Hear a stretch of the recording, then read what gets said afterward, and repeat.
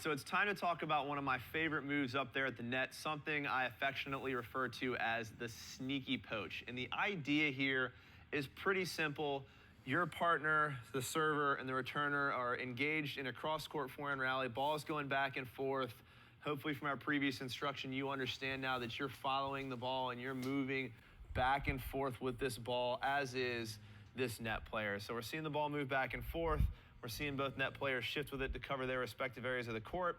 And what I want you to do is when you see a ball that's not pulled too far out wide, I want you to overshift and really exaggerate it. So this baseline player, the last thing they saw before they dropped their eyes to the ball is you over covering their line. So they're thinking, okay, great, I've got plenty of space here. I don't have to go for too much. I can hit the ball more through the middle of the court.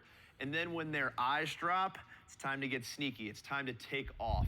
And there's a very simple visual cue you can use here. When their eyes drop to the ball, that is when you need to go all in on cutting off this angle and poaching. If you're playing somebody that's wearing a hat or a visor, very, very easy to identify. When you can't see their eyes can't see you. So that's when you're gonna take off.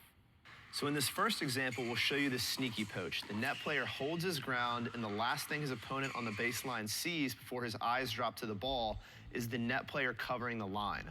When the net player sees the eyes drop and their opponent focus on the ball, it's time to take off and poach.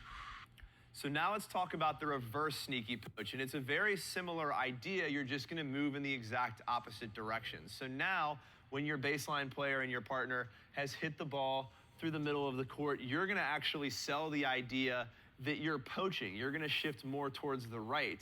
And the last thing they saw before they dropped their eyes to the ball is you over covering the middle, tempting them to hit the ball down your line. Again, when their eyes drop and their hat or visor covers their eyes, they can't see you.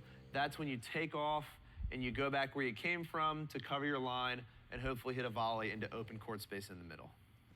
In this example, we'll show you the reverse sneaky poach. We're going to do the opposite of the sneaky poach and start to cheat over a little early, so the last thing our opponent sees before their eyes drop is us beginning to poach. But once their focus drops to the ball, we return to our position covering the line to hit the winning volley.